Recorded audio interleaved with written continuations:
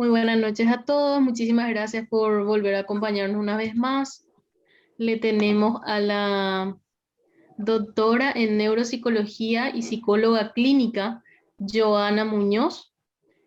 Ella es doctora en neuropsicología por la Universidad Autónoma de Asunción, es magíster en neuropsicología por la misma universidad, tiene una maestría en psicología educacional, es especialista en trastornos del aprendizaje, en estimulación temprana y también en didáctica universitaria. Es profesora de pre y posgrado, coautora de artículos de evaluación neuropsicológica en revistas indexadas, expositora de conferencias, congresos y cursos nacionales e internacionales. Muchísimas gracias por su presencia y la de todos ustedes. Les cedo la palabra a la disertante. Muchísimas gracias, Vivian, por la presentación. Muchísimas gracias a Colectivo UNA por haberme invitado. Y bueno, a todos ustedes por estar presentes. Yo sé que hoy, hace un rato me enteré que hoy justo juega Chile. Así que hay mucha gente que va a estar seguramente prendida al partido. Pero bueno, nunca es mal para compartir un momento con lo que respecta al aprendizaje o con lo que respecta a nuestros quehaceres psicológicos. Y hoy les quiero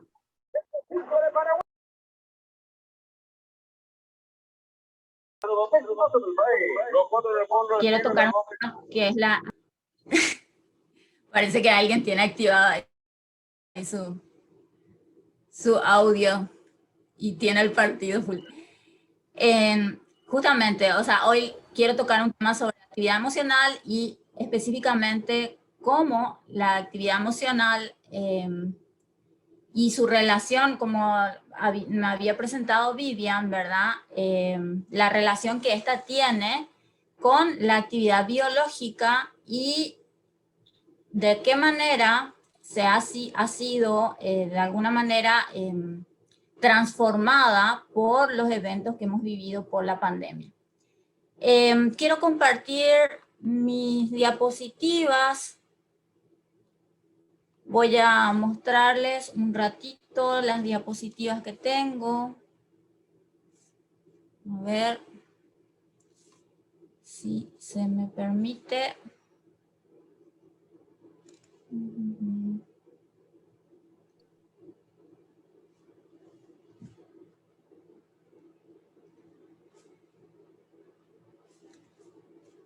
Voy a compartir pantalla.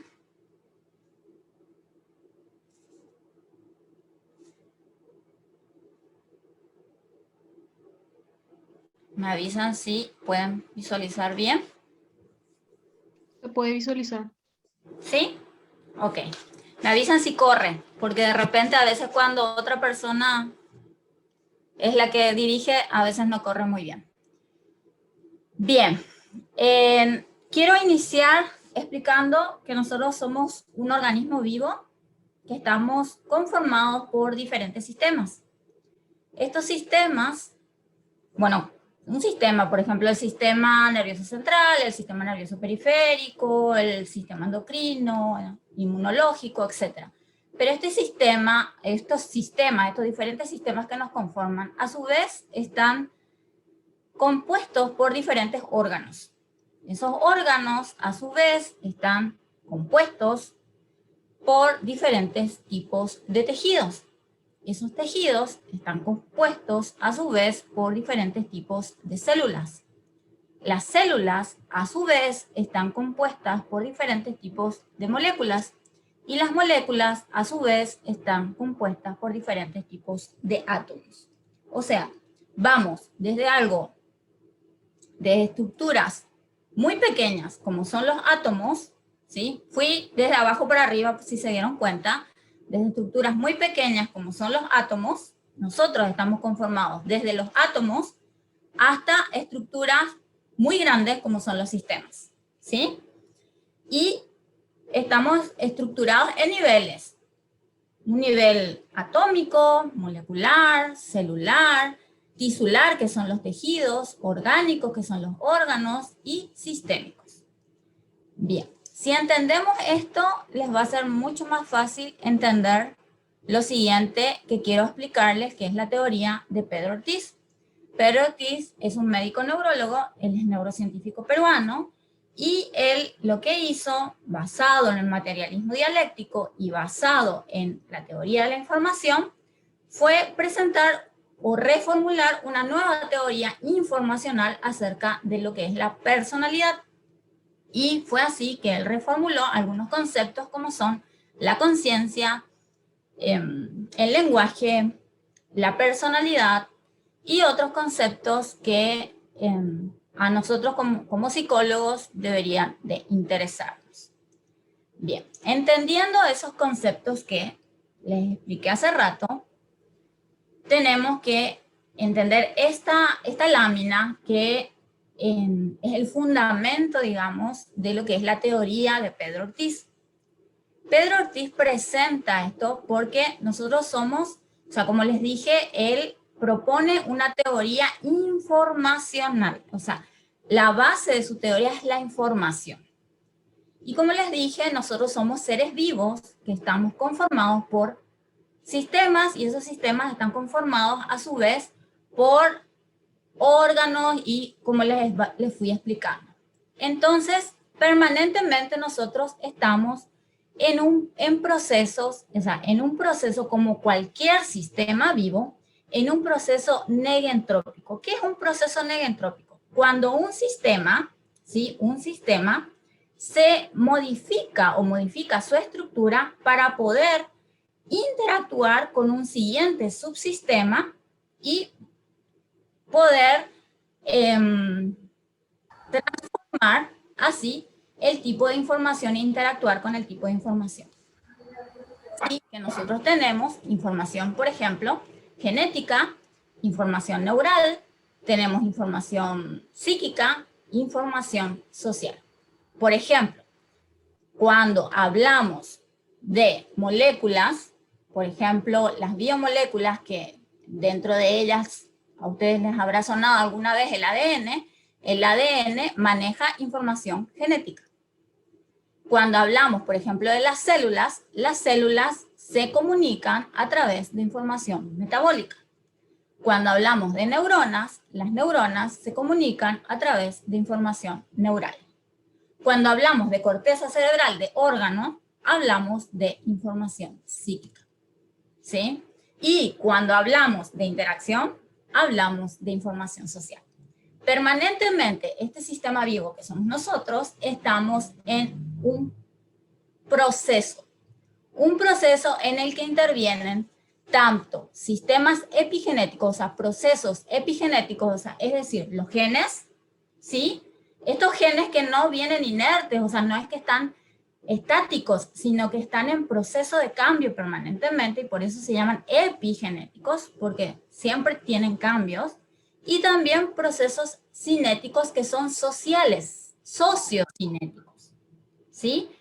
La sociedad interviene en nosotros como sistema vivo, y los genes también intervienen en nosotros como sistema vivo, ¿sí? En nuestras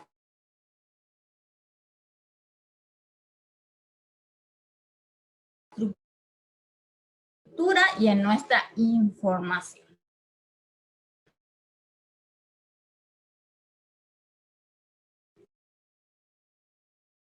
Lo que es la afectividad, el sistema afectivo emotivo que él nos propone.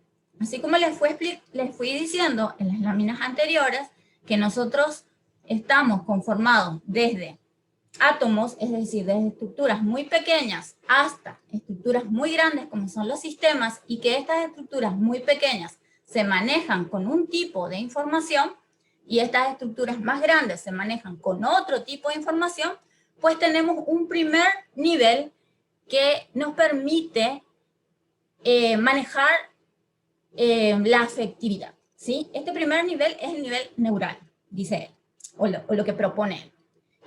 Y él dice, tenemos dos sistemas que intervienen en él, que son el sistema nervioso somático y el sistema nervioso visceral. ¿Qué quiere decir esto? Que no existe solamente un sistema nervioso somático en el que solamente se maneja a través de los músculos o los nervios, sino también tenemos un sistema nervioso que funciona a través de las vísceras, a través del sistema autónomo, en el cual directamente se inerva a través de la médula espinal y el tronco, la base del tronco encefálico, se inervan las vísceras de nuestro cuerpo por dos tipos de sistemas, un sistema simpático y parasimpático, a través de varios químicos que son los neurotransmisores, que son los que envían los impulsos para que estas vísceras funcionen de la manera que funcionan. Y este sistema nervioso visceral está permanentemente actuando cuando hablamos de afectividad. Y les voy a explicar después por qué estoy diciendo lo que digo. Este primer sistema neural de la afectividad, a diferencia del sistema somático, recibe directamente inervación de los centros encéfaloespinales. Y como les dije, existen dos sistemas, uno que es el simpático y otro que es el parasimpático.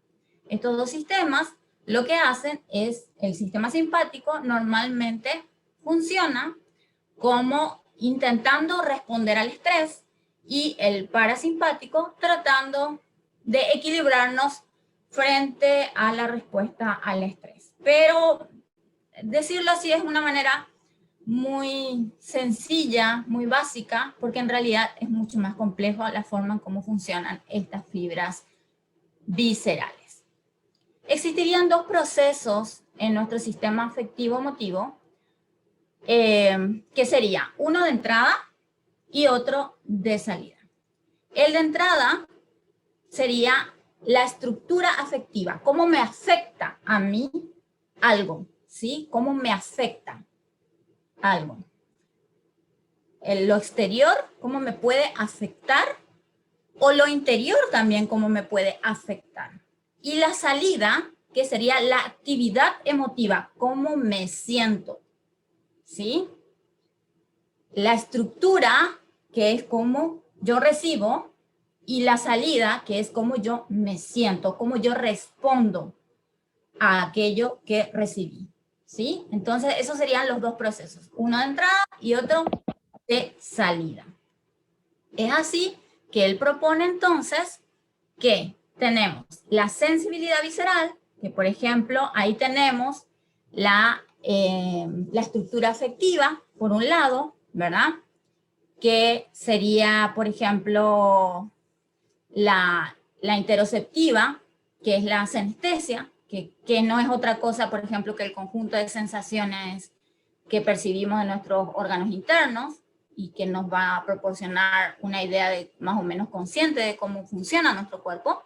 Y después tenemos la sensibilidad ecteroceptiva, donde, por ejemplo, está el tacto protopático, que, por ejemplo, cuando alguien nos toca, alguien nos agarra, ¿verdad? Nos toca nomás, nosotros sentimos eso, pues el placer o displacer, depende de quién nos toque, ¿verdad?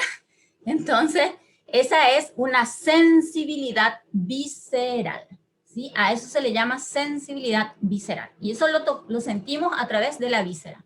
Eso, de las vísceras. Eso es afectivo.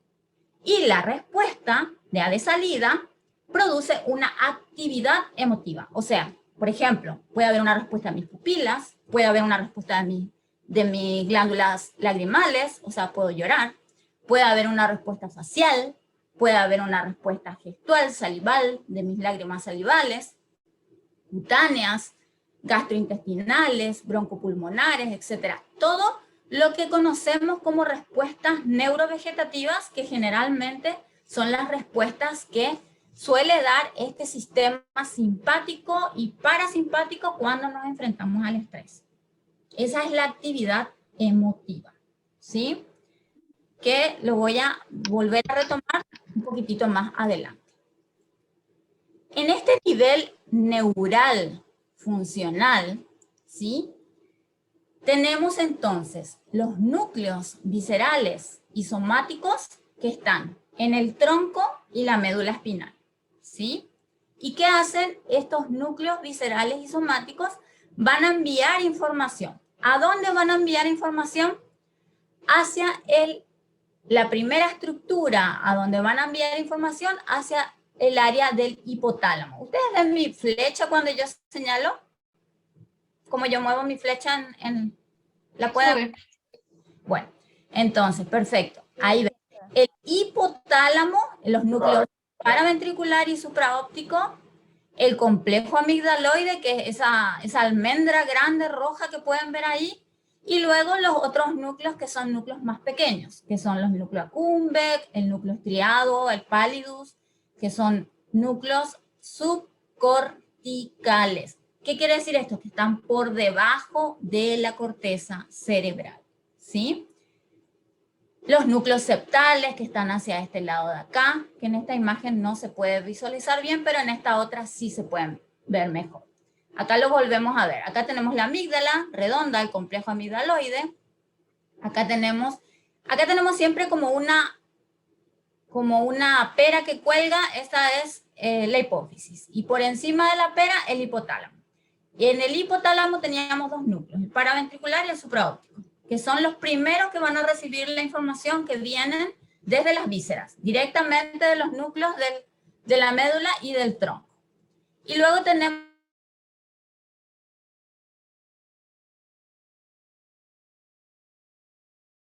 las áreas septales, que están acá, las áreas a nivel neural, ¿sí?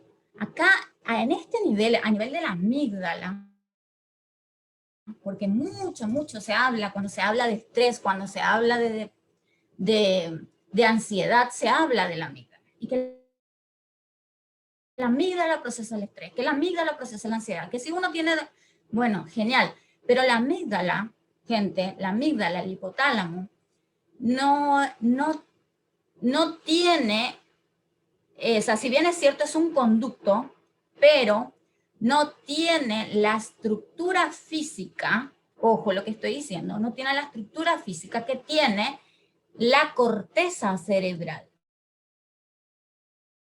¿Sí? No le da el que llega a procesar después nuestro neocórtex. ¿Sí? La amígdala es un núcleo. Se llama complejo amigdalino, es un núcleo, son áreas subcorticales. Quiere decir que están por debajo de la corteza.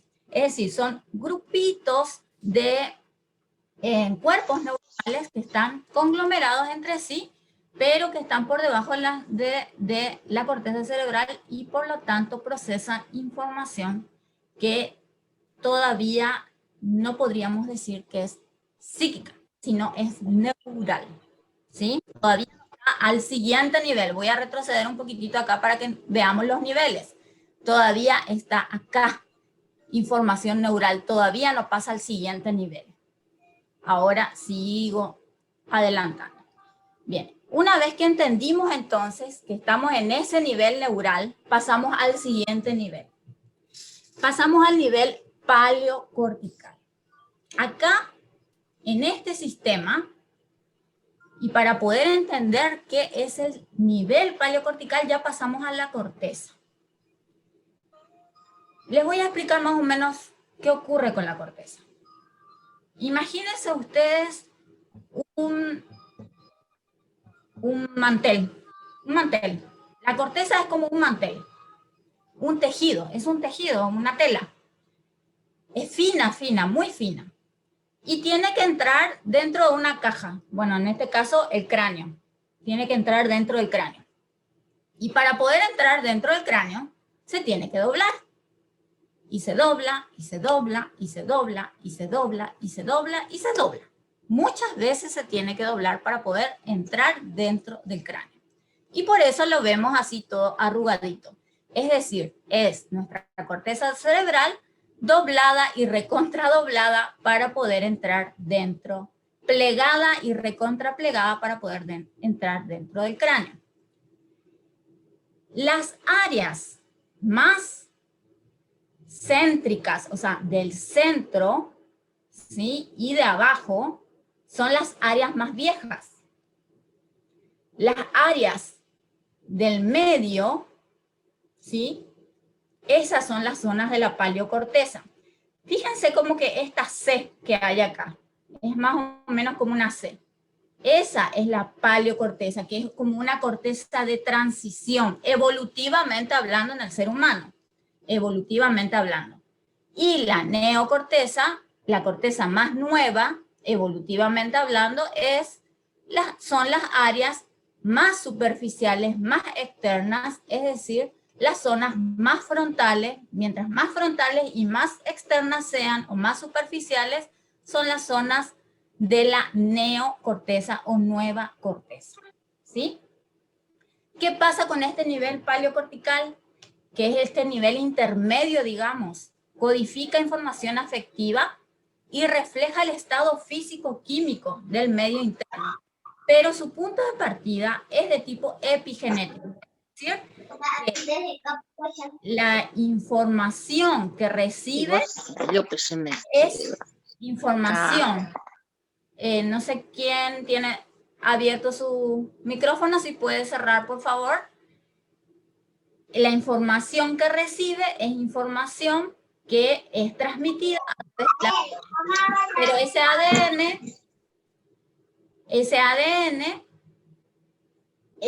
transforma su información, ¿sí? Va transformando su información también por procesos de cambio que tiene al intercambiar con el medio ambiente. A eso se le llama epigenético, ¿sí? No es genético solamente, sino es epigenético. O sea, hay procesos de cambio en los genes. A eso se llama epigenético. Bien, entonces, el sistema afectivo paleocortical comprende la C que les dije, las áreas de la circunvolución del cíngulo, que es la parte de arriba, las áreas del istmo, que es la parte de acá, que pueden ver acá, la circunvolución del hipocampo, que es esto que está acá, que en realidad el hipocampo es como un caballito de mar, que acá dentro del cerebro no parece caballito de mar, pero si uno lo aísla y ve el caballito de mar solito, sí parece un caballito de mar, y por eso su nombre, hipocampo quiere decir caballito de mar. Y el uncus del hipocampo, que lo podemos encontrar en una estructura que está hacia esta parte de acá. Entonces completa esta C que les digo yo, ¿verdad? Y es una corteza de 5 láminas. ¿Qué quiere decir? Que como les dije, que era como un mantel que se doblaba varias veces. En el caso del paleocórtex, el paleocórtex tiene aproximadamente unas 5 láminas, donde la lámina 4 no existe, ¿sí? La lámina 5 tiene un tipo de tejido que tiene un tipo de neuronas que son las células piramidales, que son células muy grandes, que transportan información a larga distancia, y diferente a lo que encontramos en la neocorteza, donde vamos a encontrar 6 láminas. La paleocorteza tiene 5 láminas, solo 5. Le falta la 4, ¿sí? Bueno, y acá tienen la C, para hablar de forma esquemática, ¿verdad? Toda esta parte que es el área cingulada, anterior, media, posterior, y el área del hipocampo, el istmo del hipocampo, el parahipocampal y el uncus del hipocampo, que es la parte así media gruesita que ven al final de la C. Y este sistema afectivo motivo paleocortical lo que hace es procesar información de las sensaciones afectivas, como por ejemplo interpersonales, que nos permiten la sed, el hambre, el dolor, el calor, el frío, las náuseas, la sinestesia. Interpersonales, el tacto protopático, las cosquillas, las sensaciones genitales, y las extrapersonales como el olor, el sabor, el miedo, la rabia, la tristeza, el agrado y la insatisfacción. Es de ahí que la razón por la cual nos sentimos mal y podemos llegar a sentir náuseas, ¿sí? Porque son sensaciones afectivas, ¿sí? Bien, sigo. El último nivel, el nivel más complejo, el nivel más alto, sería el nivel neocortical. En este sistema se codifica la información afectiva a nivel ya del neocórtex. ¿Y qué hace? Refleja información social tradicional, transcripta en forma de información psíquica consciente, configurada como sentimientos.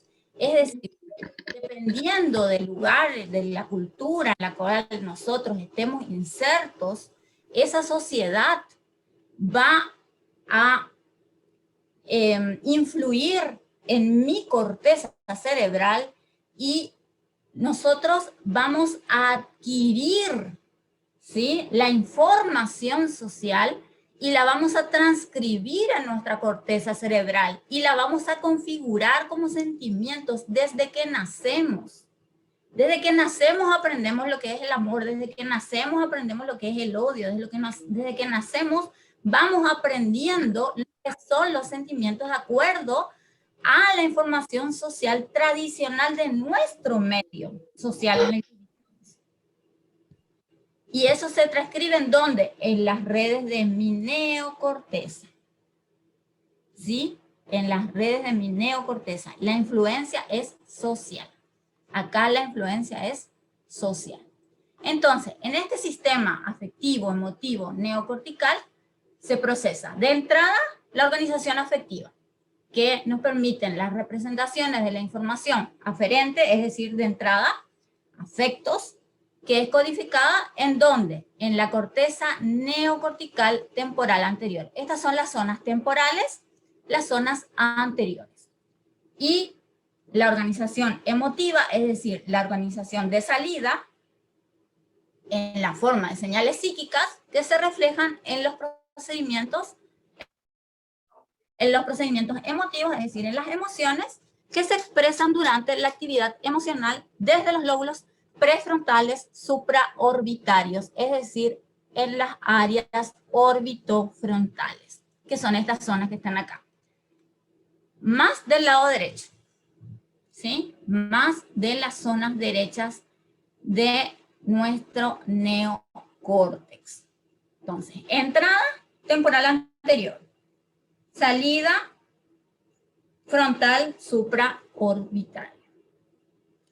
Entonces, esta estructura psíquica de la actividad afectiva emotiva nos permitiría disposiciones afectivas como alegría, tristeza, irritabilidad, angustia, serenidad, nos permitiría sentimientos intrapersonales como alegría, tristeza, interpersonales como amor, rabia, extrapersonales como sorpresa, angustia.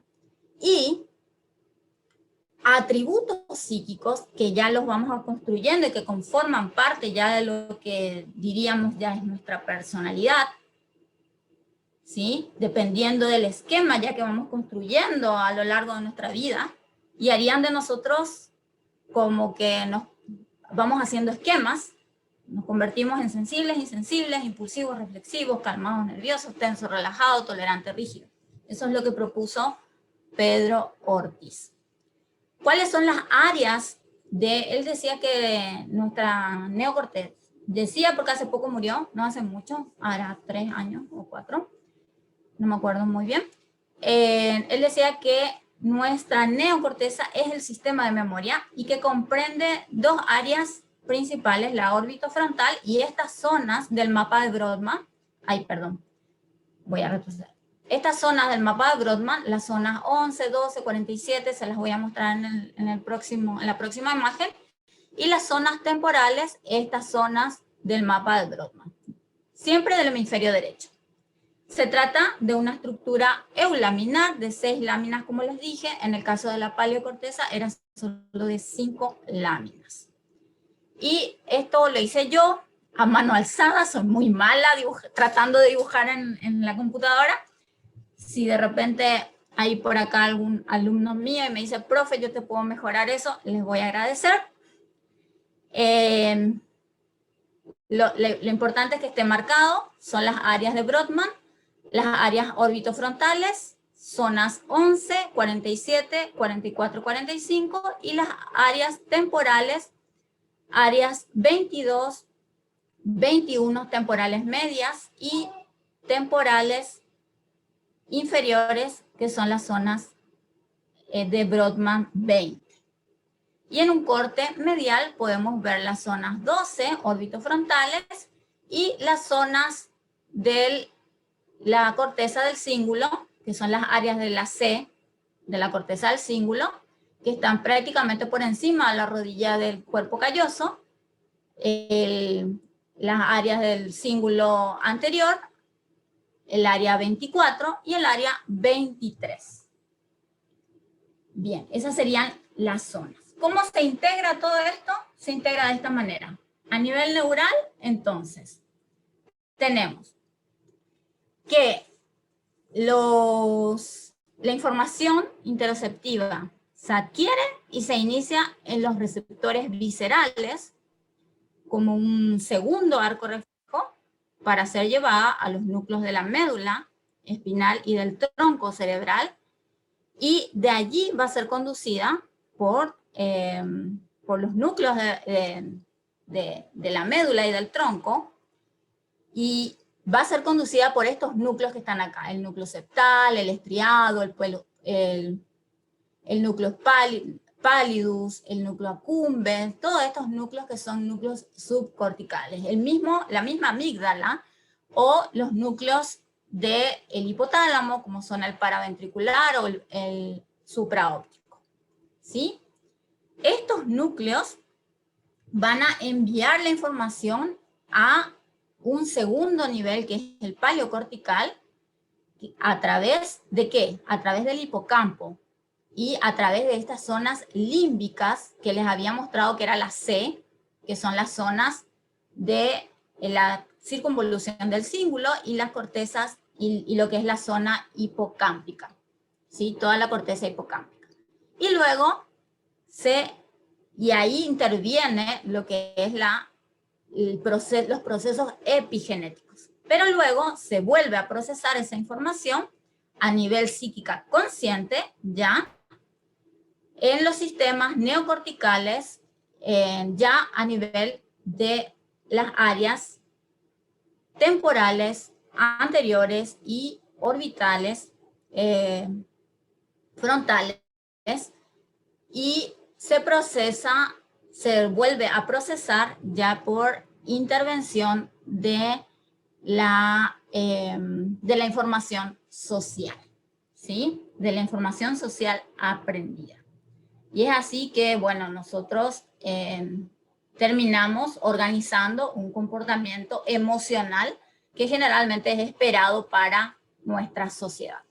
Finalmente, entonces, el sistema afectivo emotivo se definiría como un sistema de la corteza cerebral que codifica información afectiva y que refleja el estado del medio interno y su relación con el entorno. Eso sería entonces para decirles lo que es para Pedro Ortiz, lo que es este sistema afectivo emotivo, es decir, que es una información cuya naturaleza de alguna manera es metabólica y es magnética y que se transcribe en nuestra corteza cerebral y nos informa sobre cómo nos sentimos, cómo nos afecta algo, ¿sí? Ya sea interno o externo, y cómo reaccionamos emotivamente, ¿sí? Con el medio, ¿sí? Eso es lo que sería este sistema afectivo emotivo. Ahí parto la conferencia, si alguien quiere hacer preguntas para poder pasar ahora a la segunda parte y explicarles eso, cómo interfiere específicamente en lo que son los trastornos depresivos y los trastornos de ansiedad.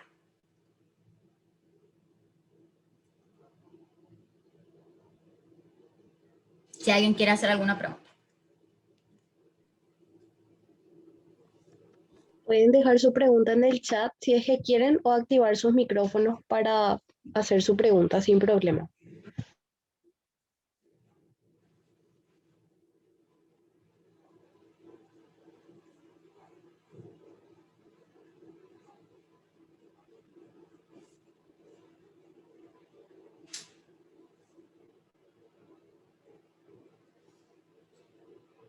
¿Se entendió?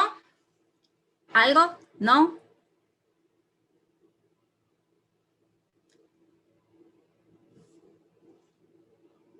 Yo no sé por qué no puedo ver el chat. En el chat están diciendo que Están sí se diciendo entiende. que se entiende. Ah, ok. A ver. ¿Por qué no me sale el chat? Chat. Ahí estoy viendo. Ah, bueno. Seguimos. Ok. Perfecto. Entonces, sigo.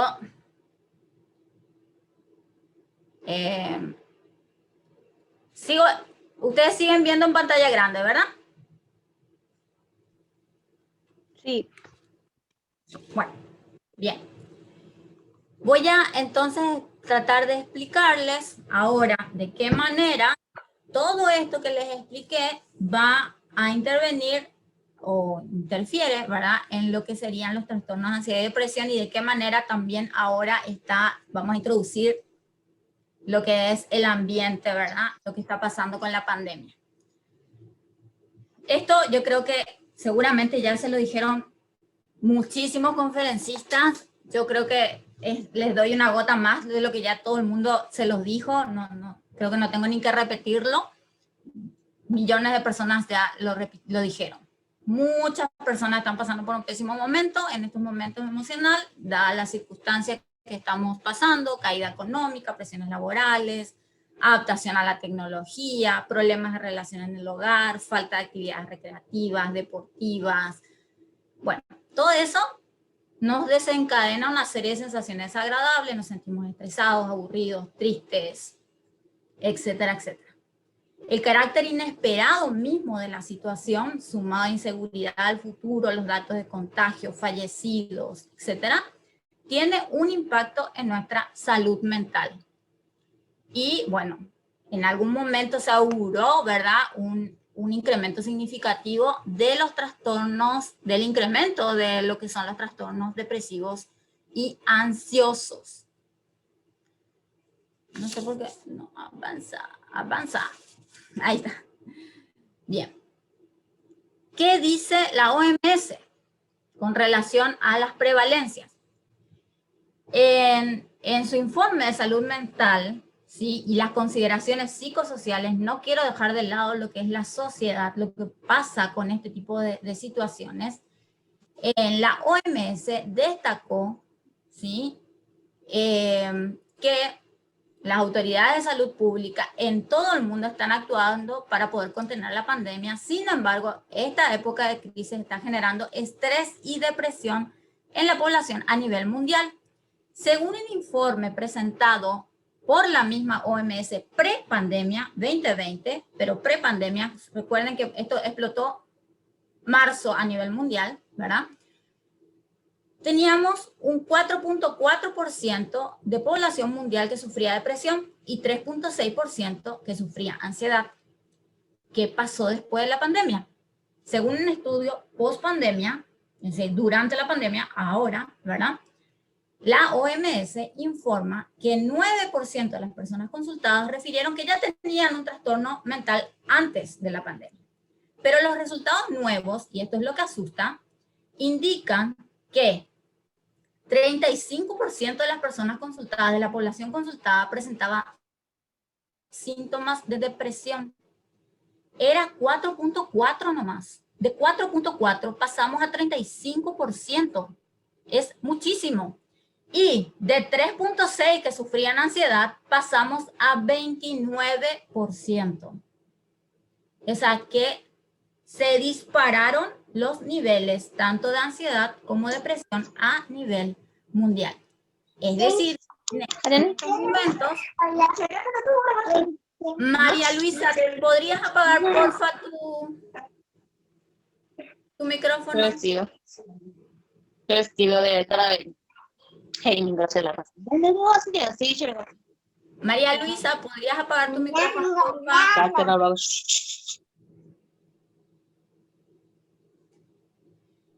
Entonces, al menos 7 de 10 personas, en otras palabras, sufren ansiedad o depresión o ambas en estos momentos.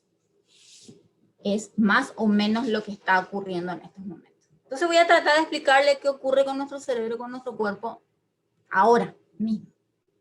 Supongamos que el día de la mañana, hoy, yo me levanto, me pongo a revisar mi celular, ¿sí? Y me levanto tranquila, estoy tomando mi café, está todo genial.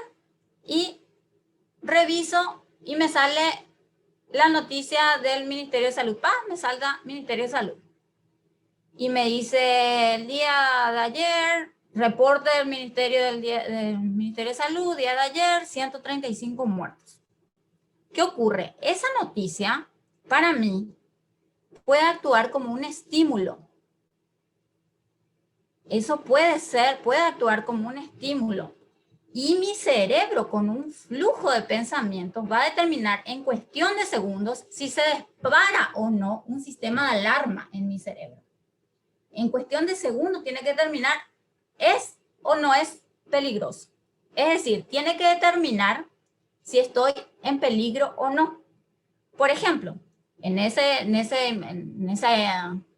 relato que les acabo de decir, si yo le digo, ay, no, a mí no me va a tocar porque yo estoy tomando todas las medidas, por ejemplo, ya me vacuné, mi mamá y mi papá ya se vacunaron, ya están grandes, está todo bien, no pasa nada, genial. Pero si yo digo, ay, fulanita, mi vecina se murió, la tía fulana está en el hospital, ¿qué pasa? Se prende una alarma de peligro en mi cerebro, ¿sí? Y mi cerebro va a estas áreas frontales, órbitos frontales, ventromediales, van a determinar peligro. Estás en peligro. Si mi cerebro determina que estoy en peligro, fui. ¿Por qué? Se va a disparar un sistema de alarma. Y cuando mi cerebro dice que estoy en alarma y decide que estoy en alarma, entonces, ¿qué va a pasar? Va a enviar una señal. ¿A qué estructura? A esas estructuras que les estaba explicando hace rato. Estructuras del hipotálamo. Bueno, primero al tálamo, las estructuras que les había nombrado, pero luego al hipotálamo, al núcleo supraóptico, ¿verdad? Y ventromedial, y el hipotálamo, que es el cerebro endocrino, por eso se le menciona así como el cerebro endocrino, le va a ordenar a otra estructura que es la hipófisis, que es la que cuelga del hipotálamo, le va a ordenar que empiece a liberar unas sustancias, que son los neurotransmisores, que son las sustancias con las que se comunican las neuronas. Por eso es muy importante entender este tema de los niveles de información y la forma en cómo se comunican. ¿Y qué va a hacer? Se van a empezar a liberar neurotransmisores. Una vez que la hipófisis, porque la hipófisis se le llama glándula maestra, una vez que la hipófisis se activa, todas o la mayoría, muchas de nuestras glándulas del cuerpo se van a activar. Por eso se le llama a la hipófisis glándula maestra. Porque si la hipófisis dice, actuemos, las suprarrenales, las tiroides, las gónadas, todas van a decir, bueno, actuemos, ni modo.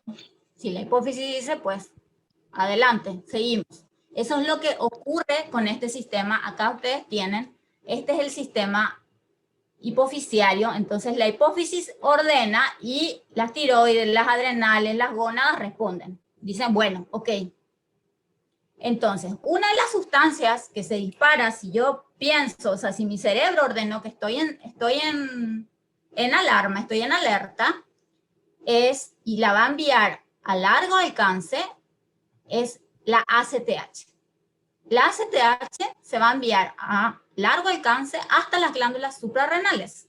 Las suprarrenales son unas glándulas que están por encima de los riñones. Por eso se llaman suprarrenales, por encima de los riñones. Y a su vez van a responder liberando otras sustancias.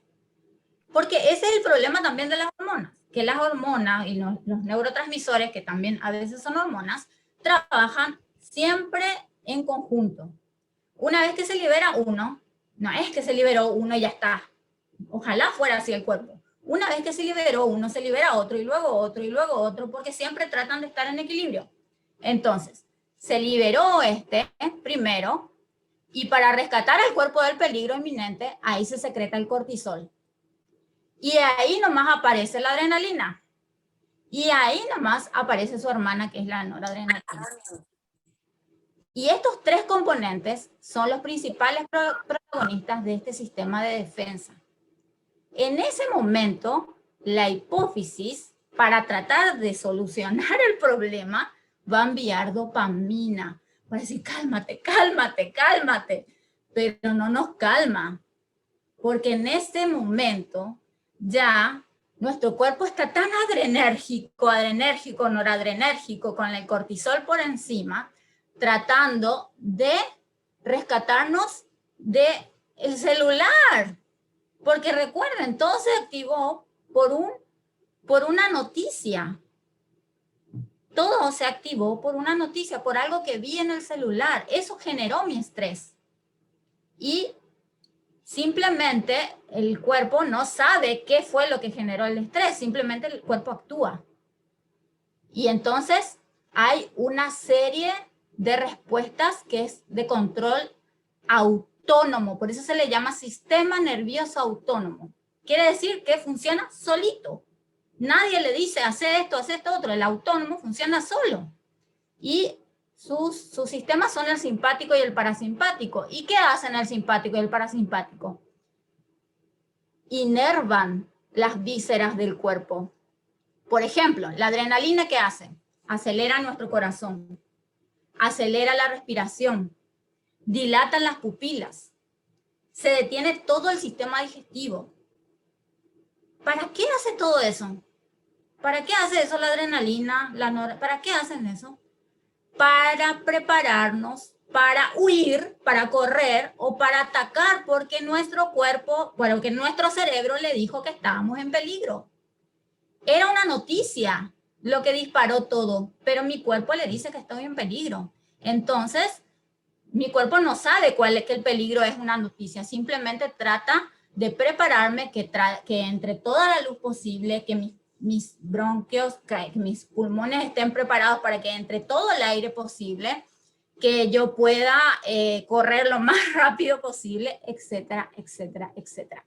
O sea, mi cuerpo y mis vísceras, todas las vísceras de mi cuerpo están preparadas para eso. ¿A qué le suena esto? A un trastorno de pánico. El trastorno de pánico tiene todas estas características. Así, tal cual. Todas estas características. Pero ahí no termina. Ojalá terminara ahí. Resulta que el cuerpo, estos neurotransmisores, como les dije, siempre trabajan de grupo, es decir, uno aumenta, el otro disminuye, o también aumenta, y siempre tratando de equilibrar el cuerpo. Entonces la noradrenalina, que es amiga de o sea, es hermana en realidad, porque los dos son hormonas y neurotransmisores de las suprarrenales, agudizan nuestros sentidos y van a tensar los músculos.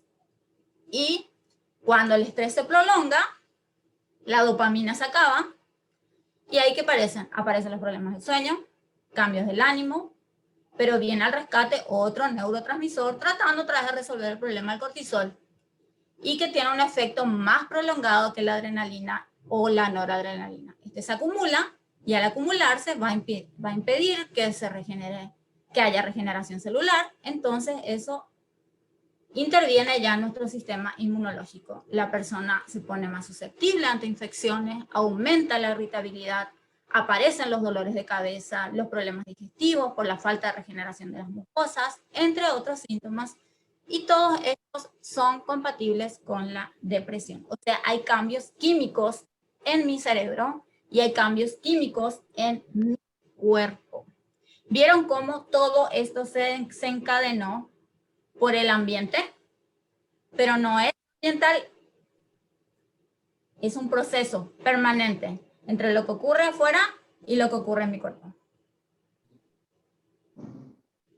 ¿Entienden?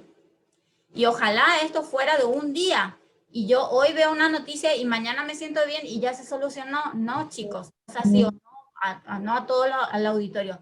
Si yo hoy me estresó la noticia del Ministerio de Salud, pero mañana me estresa un examen, pasado me estresó la tía Florencia y el siguiente día me estresó mi jefe, pues eso produce un estrés prolongado. ¿Me entienden? En otras palabras, la intención inicial del cuerpo es la de adaptarnos, pero cuando los sistemas alarma están activos por un periodo prolongado nos perjudica y todo esto repercute en la forma en cómo nosotros afrontamos los desafíos. ¿Qué es la depresión? Es un trastorno del estado anímico que está producido por un desequilibrio bioquímico, la serotonina, la noradrenalina y la dopamina.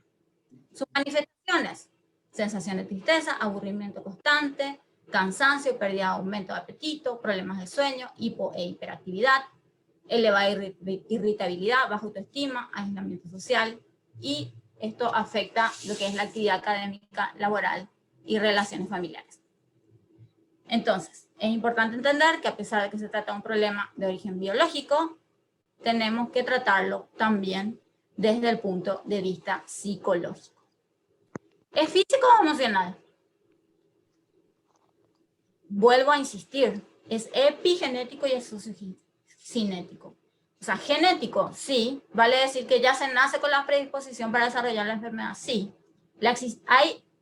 Y esto está comprobado científicamente, hay la existencia de uno de dos alelos cortos en la región premotora del gen transportador de la serotonina y se asocia con aumento de la emotividad y vulnerabilidad a la depresión debido a, al parecer, a diferencias en la actividad de las determinadas regiones de la corteza prefrontal, que ya vimos que son las zonas supraorbitales.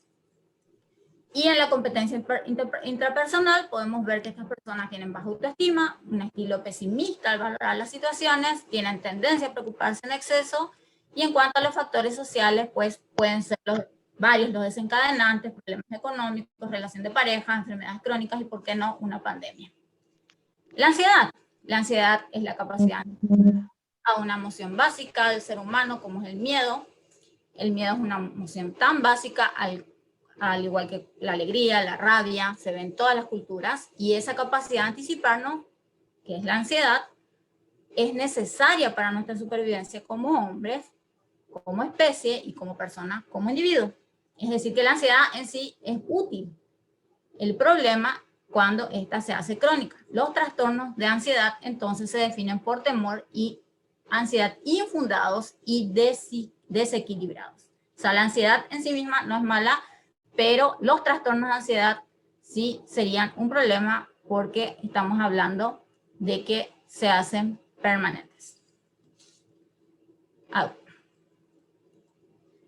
Esperen un ratito. El pánico, quiero nomás mencionarles acá que las crisis de pánico incluyen la mayoría de los síntomas que solemos ver en los trastornos, bueno, en cualquier respuesta neurovegetativa de este sistema simpático y parasimpático, como la frecuencia cardíaca, el vértigo, la debilidad, la sensación, todo conforma a este sistema simpático y parasimpático. A nivel epigenético podemos decir que las mujeres son 2 veces más propensas que los hombres, justamente por la heredabilidad. En cuanto a la ansiedad generalizada, las principales características de un trastorno de ansiedad son la ansiedad y la preocupación excesiva, y la dificultad para controlar esos síntomas y signos clínicamente significativos de sufrimiento y alteración en la vida. Y en cuanto a la ansiedad social, consiste en miedo persistente y excesivo de ser observado. Ahora, con el tema de la pandemia, muchísima gente se sintió mucho más cómoda al estar en casa. Y dice, bueno, genial, estoy en casa, estoy solamente con mi familia y casi no salgo. Pero cuando tiene que salir, él experimenta gran ansiedad. O incluso en una videoconferencia o en, qué sé yo, tienen que hablar a través de la videoconferencia, eso ya le genera ansiedad. Bien, ¿qué dicen los estudios? Los estudios de familia y estudios de gemelos indican que los trastornos de pánico, ansiedad generalizada, ansiedad social, tienen todos ellos componentes hereditarios. Los datos indican que el alelo corto también se asocia a niveles elevados de ansiedad. ¿Qué dicen los estudios de imágenes diagnósticas? Las resonancias magnéticas funcionales en depresión y en ansiedad. En las imágenes que les voy a mostrar, se observa aumento de flujo sanguíneo cerebral y la reducción del metabolismo en la glucosa de pacientes con depresión crónica. Ya en 2008, imagínense, ambos fenómenos son resultantes físicos del efecto tóxico de una disfunción sostenida que trae como secuela el exceso de cortisol circulante que se presenta con la ansiedad y con la depresión crónica. Como les acabo de explicar, ¿verdad? Lo que ocurre con el exceso de cortisol justamente como respuesta que tiene nuestro cuerpo. Estos efectos generan lesiones en las estructuras nerviosas y ese daño intensifica los cambios funcionales ya descritos. Bueno, y acá podemos ver, por ejemplo, un estudio en la lámina precedente en corte sagital. Aquí está en plano vertical y anteroposterior. Se muestra en rojo el fascículo uncinado. Este fascículo establece la conexión entre el complejo amigdaloide, ¿sí?, y la corteza orbitofrontal. Y se ha encontrado que los pacientes que tienen trastornos de ansiedad presentan alteraciones anatómicas y funcionales en esa comunicación, que es este fascículo uncinado. El fascículo es justamente ese tracto que hay, que es como un cableado de axones. Los axones son los cablecitos que tienen las neuronas, ¿verdad? Y ese tracto está alterado en estas personas. Se ha comprobado que hay una reducción numérica acompañada frecuentemente de alteraciones anatómicas de los integrantes de este fascículo. En la resonancia magnética funcional, ¿qué se ha encontrado? Deterioro que se produce en la depresión crónica según resultados de estudios con familias portadoras del gen predisponente. En la imagen izquierda se observa aumento del flujo sanguíneo cerebral en la amígdala y la corteza mesofrontal, y la imagen derecha muestra un aumento del flujo sanguíneo cerebral en corteza prefrontal, ventrolateral y en la corteza orbitofrontal, en la porción anterior de la ínsula. En estas otras imágenes, también de resonancia magnética funcional, revelan en la región mesotalámica, y la imagen izquierda muestra la reducción de la actividad del metabolismo de la glucosa en la corteza prefrontal. ¿En qué áreas? En las áreas del cíngulo, ¿sí? Fíjense acá, las áreas del cíngulo. Este es el cuerpo calloso, y a esto se le llama rodilla del cíngulo. Sí, rodilla del cuerpo calloso, perdón. Rodilla del cuerpo calloso, y esta es la corteza del cíngulo. Cuando esa disminución de la actividad metabólica de la corteza prefrontal se vuelve crónica, como sucede con la depresión no tratada o en la depresión resistente, hay pérdida de volumen de la corteza cerebral, a lo que sigue el deterioro de las funciones cerebrales superiores frecuentemente detectado en pacientes crónicos. Los estudios de neuroimagen funcional sugieren que la corteza cingulada, tanto el área prefrontal y de la ínsula, están implicadas en los trastornos de ansiedad. Otros estudios mucho más viejos presenciaron, miren, Fisher y colaboradores, en 1998 llegaron a presenciar una crisis de pánico en un sujeto mientras se estaba evaluando el flujo sanguíneo cerebral por un estudio de tomografía por emisión de positrones. ¿Y qué hicieron? Observaron un descenso de la actividad de la corteza orbitofrontal derecha y en la corteza cingulada anterior, que son todas estas áreas que el doctor Pedro Ortiz justamente mencionaba, que son las que están en trabajo en las áreas, en esta actividad afectiva motiva que mencionaba él. Evidencias experimentales, bueno, vemos efecto de la estimulación eléctrica. ¿Qué hay? Activación visceral, cardiovascular, gastrointestinal, hipertensión arterial, taquicardia, taquipnea, dilatación pupilar. En las áreas parahipocámpicas, o sea, alrededor del hipocampo derecha, se activan las crisis, en el caso de crisis de angustia generalizada, que puede desencadenar por un efecto metabólico como el lactato de calcio. El lactato de calcio es un tipo de neurotransmisor que cuando hay un aumento de esto, puede haber una crisis de angustia de tipo generalizada. Y luego, aumento de la actividad metabólica en los polos temporales durante los estados de angustia normales y en los casos de crisis de angustia patológica. La resonancia magnética, no, esto no es resonancia magnética, perdón. En la MEC, que es la magnetoencefalografía en depresión, vemos que varios estudios han demostrado que la depresión produce una disminución del metabolismo en los lóbulos frontales y en las zonas de hipoperfusión en los mismos lóbulos, además de provocar un mal funcionamiento del lóbulo temporal. Esto se vio en el 2010, y una disfunción del área prefrontal. Pero podemos ver que no altera el área occipital. Y estos son los estudios de nivel metabólico que como pueden ver son todas siempre zonas prefrontales, orbitofrontales.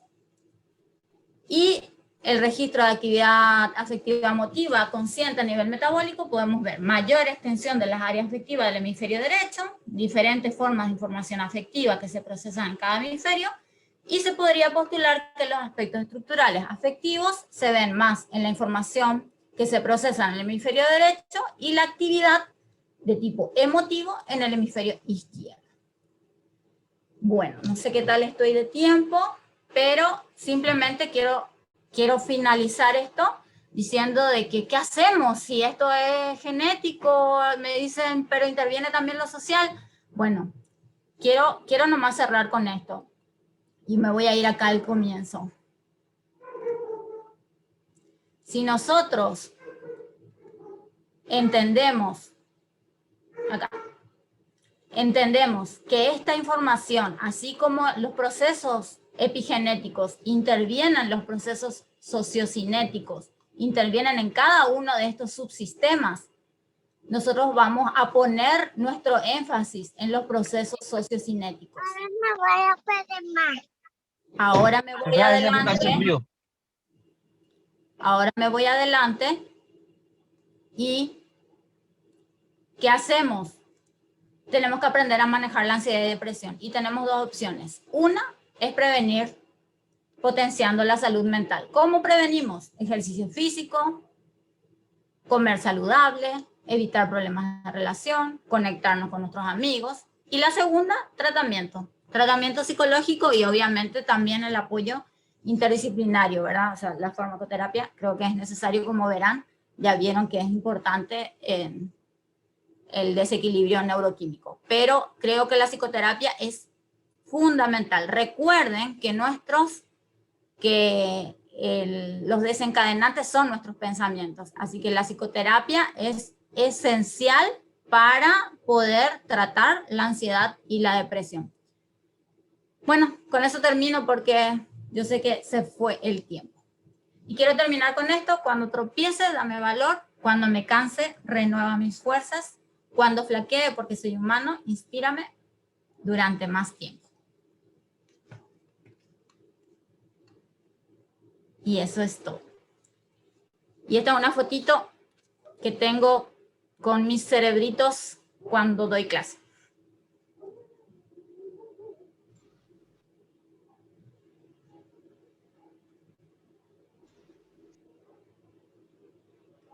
Si tienen preguntas.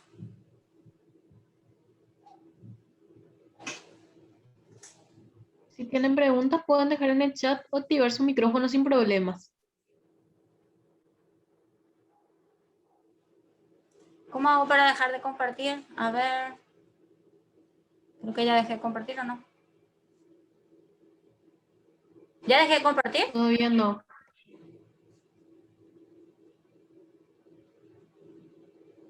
A ver.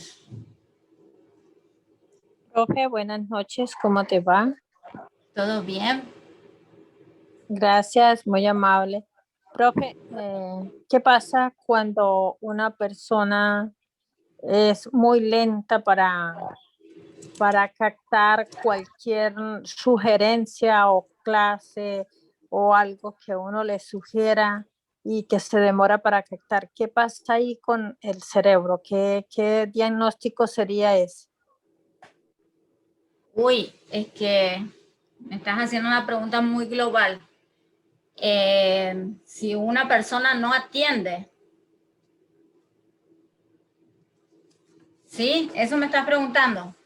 Sí, es una persona que uno le habla y como que se demora como para reflexionar, como para accionar qué debo decir o qué debo hacer. O sea, algo que se ve que es lenta para reaccionar en cualquier...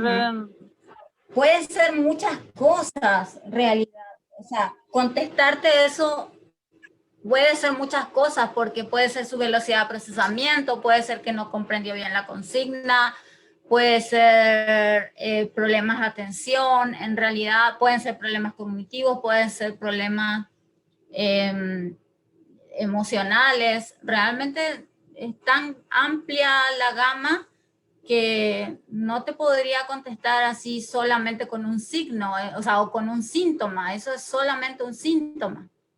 Sí o sí hay que evaluarlo en todo el aspecto de forma mucho más global como para poder decir qué pasa. Ok, profe, gracias. Profe, ¿cuál sería ahí, por ejemplo, acudir a qué persona para evaluar Y yo te diría que un neuropsicólogo sería lo más apropiado, ¿sí? Para poder hacer una evaluación cognitiva. Ok, muchísimas gracias, Dios te bendiga. Gracias, igualmente. Ahí preguntan si es que ansiedad y pánico sería... En realidad, según nuestra clasificación del DSM, yo no sé si ustedes están usando el DSM, pero yo creo que sí. No, o sea, sí, el pánico está dentro de la clasificación de los trastornos de ansiedad, pero no lo usamos como sinónimo, sino que el trastorno de pánico es uno, que es la sensación de miedo intenso, que está caracterizado por una serie de sensaciones neurovegetativas, mientras que la ansiedad es esa sensación de miedo inesperada, que generalmente es de tipo generalizada, ¿sí? Que podemos decir que es muy difusa y está volcada a varios aspectos de la vida. Diana, no sé si contesté a tu pregunta.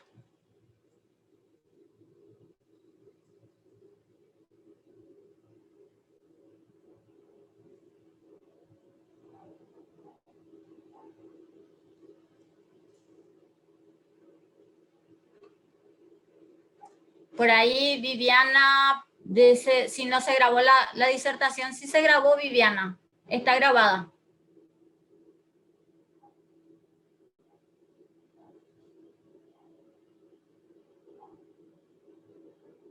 Cuando una persona cae en llanto sin algún motivo, aparentemente está en depresión. Suyi, te quiero contestar más o menos lo mismo lo que le decía a la otra compañera, a la otra persona que preguntó, ¿verdad? Realmente una sola aspecto no hace una nota, una melodía.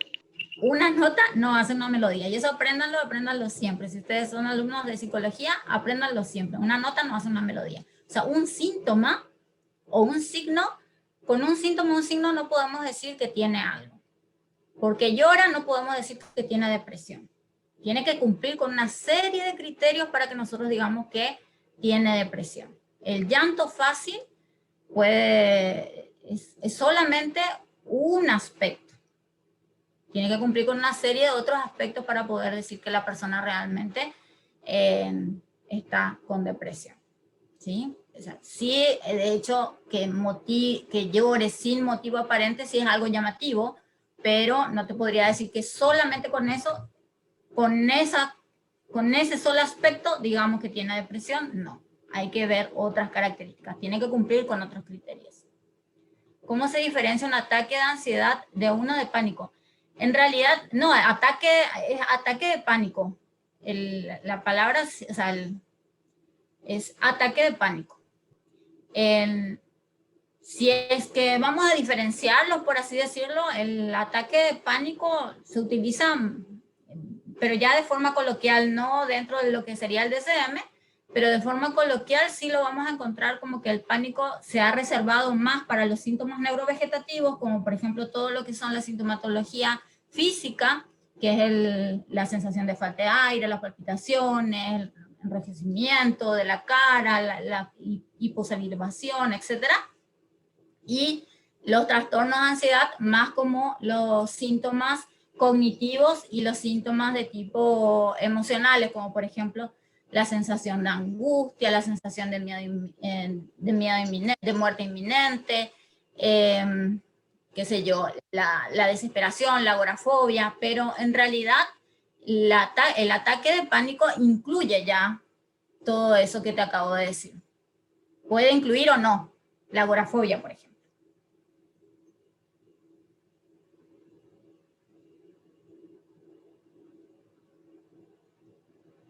el material lo puedo pasar a PDF y se lo puedo pasar a Vivian, sin problema. Es una persona que tuvo COVID hace unos meses y porque ahora le afecta a todo. Por ejemplo, en las noticias, alguna música o hablar con una persona que no ve hace un tiempo. Y sí, puede pasar. Como estuve diciendo en la conferencia, ¿verdad? Si nosotros nos estamos enfrentando a una situación de estrés permanente, pues obviamente nuestro cuerpo va a reaccionar y tenemos probabilidades, sí, de desarrollar todo un cuadro tanto ansioso como depresivo.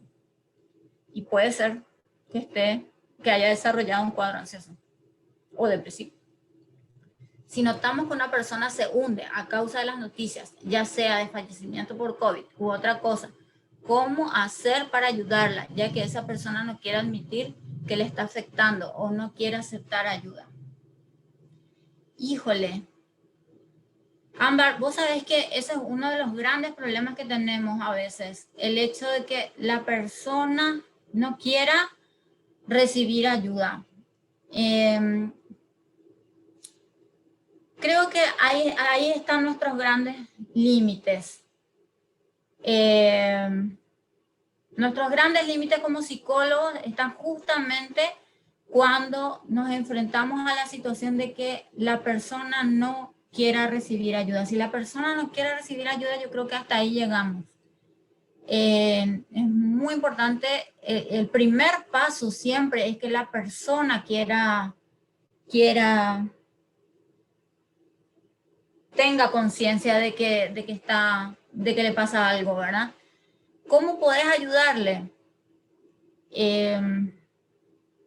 Yo te diría invitándola a, no sé, a llevar ese estilo saludable, caminar, comer sano, hacer unas charlas positivas, hablar de la vida de forma positiva, tratar de llevar las conversaciones a que no sean siempre de temas tan dramáticos, tan traumáticos. Entonces, así quizás podrías conducir a esa persona, Ámbar. No sé si te ayuda.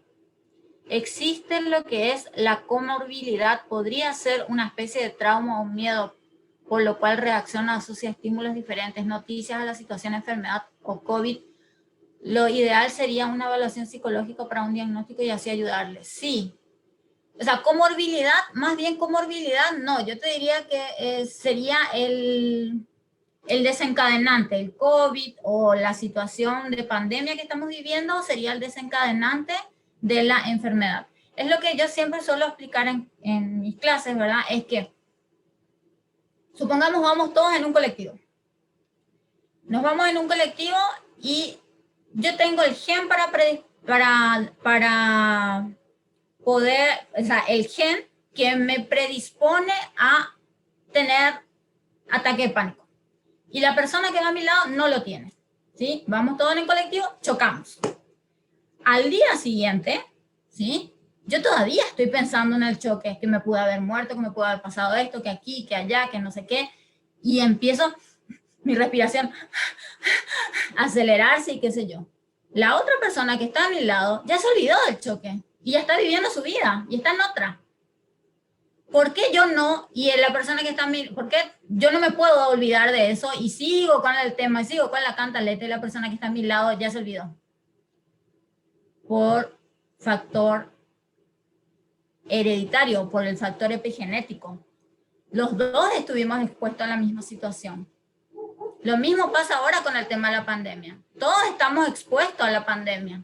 Todos estamos expuestos al COVID. Todos estamos expuestos a la situación estresante y todo. Pero hay un grupo de personas que obviamente va a caer en depresión, cae en ansiedad por estos factores epigenéticos. Claro que la casuística es altísima, como les mostré, ¿verdad? Es altísima. Es como, yo diría que es como ocurre con la hipertensión y la diabetes.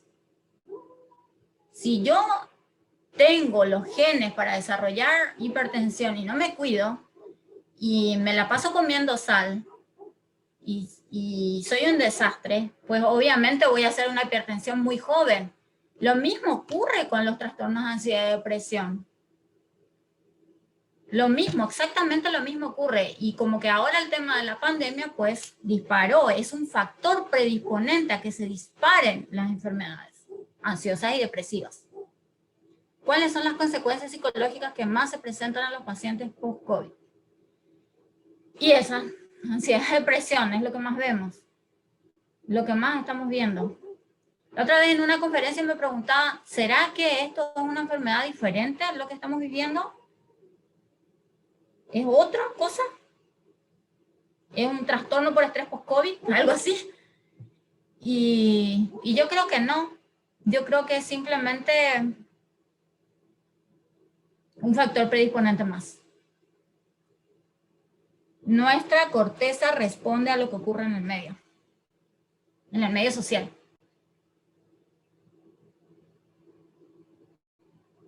Bien. Si no hay más preguntas,